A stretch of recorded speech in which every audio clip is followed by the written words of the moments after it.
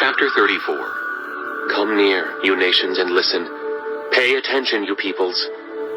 Let the earth hear, and all that is in it, the world, and all that comes out of it. The Lord is angry with all nations. His wrath is on all their armies. He will totally destroy them. He will give them over to slaughter. Their slain will be thrown out. Their dead bodies will stink. The mountains will be soaked with their blood. All the stars in the sky will be dissolved, and the heavens rolled up like a scroll. All the starry host will fall like withered leaves from the vine, like shriveled figs from the fig tree. My sword has drunk its fill in the heavens. See, it descends in judgment on Edom, the people I have totally destroyed. The sword of the Lord is bathed in blood, and is covered with fat, the blood of lambs and goats, fat from the kidneys of rams. For the Lord has a sacrifice in Basra, and a great slaughter in the land of Edom, and the wild oxen will fall with them. The bull calves and the great bulls, their land will be drenched with blood, and the dust will be soaked with fat. For the Lord has a day of vengeance, a year of retribution, to uphold Zion's cause. Edom's streams will be turned into pitch, her dust into burning sulfur. Her land will become blazing pitch. It will not be quenched night or day. Its smoke will rise forever. From generation to generation it will lie desolate. No one will ever pass through it again. The desert owl and screech owl will possess it. The great owl and the raven will nest there. God will stretch out over Edom the measuring line of chaos, and the plumb line of desolation. Her nobles will have nothing there to be called a kingdom. All her princes will vanish away. Thorns will overrun her citadels, nettles and brambles her strongholds.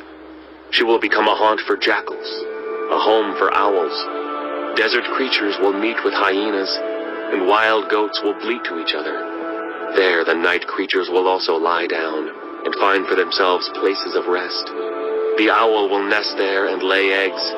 She will hatch them and care for her young under the shadow of her wings. There also the falcons will gather, each with its mate. Look in the scroll of the Lord and read. None of these will be missing. Not one will lack her mate, for it is his mouth that has given the order, and his spirit will gather them together. He allots their portions. His hand distributes them by measure. They will possess it forever, and dwell there from generation to generation. Chapter 35. The desert and the parched land will be glad. The wilderness will rejoice and blossom. Like the crocus, it will burst into bloom. It will rejoice greatly and shout for joy. The glory of Lebanon will be given to it, the splendor of Carmel and Sharon. They will see the glory of the Lord, the splendor of our God. Strengthen the feeble hands, steady the knees that give way. Say to those with fearful hearts, be strong, do not fear, your God will come. He will come with vengeance, with divine retribution. He will come to save you. Then will the eyes of the blind be opened, and the ears of the deaf unstopped. Then will the lame leap like a deer, and the mute tongue shout for joy. Water will gush forth in the wilderness, and streams in the desert. The burning sand will become a pool, the thirsty ground bubbling springs. In the haunts where jackals once lay, grass and reeds and papyrus will grow, and a highway will be there. It will be called the way of holiness. It will be for those who walk on that way.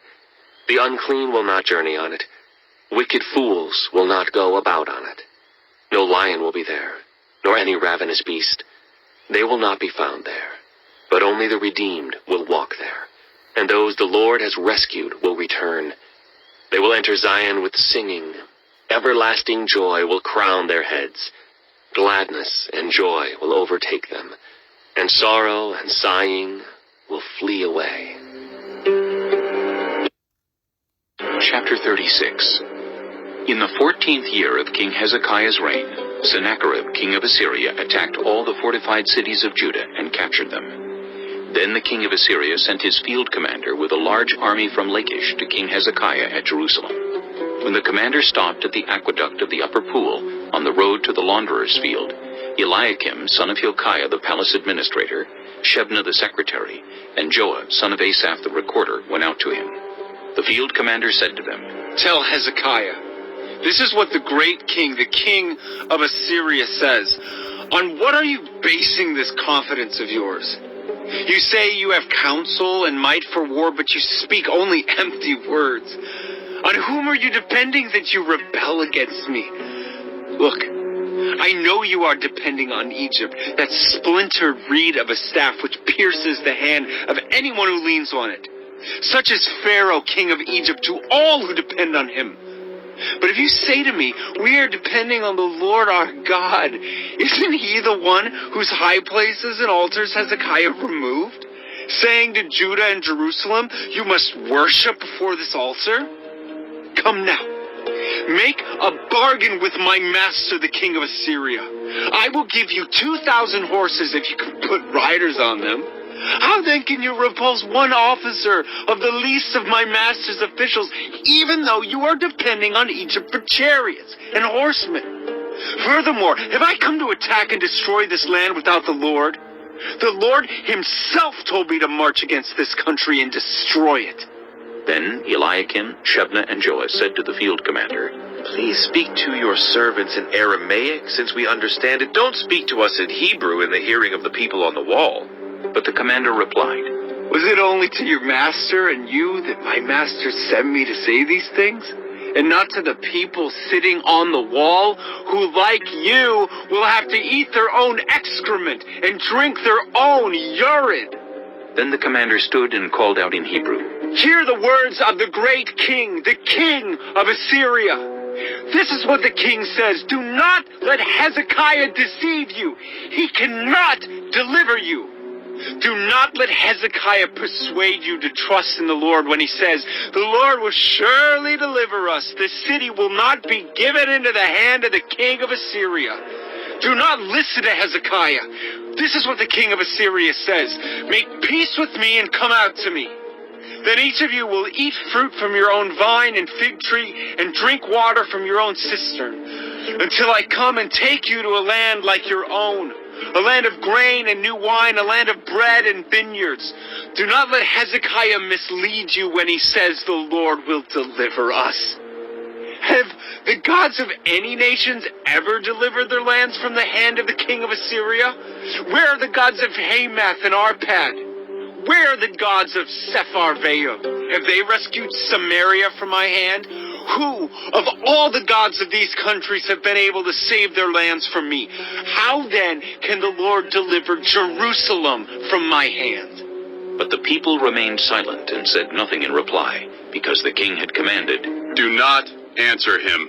Then Eliakim, son of Hilkiah, the palace administrator, Shebna the secretary, and Joah, son of Asaph the recorder, went to Hezekiah with their clothes torn, and told him what the field commander had said.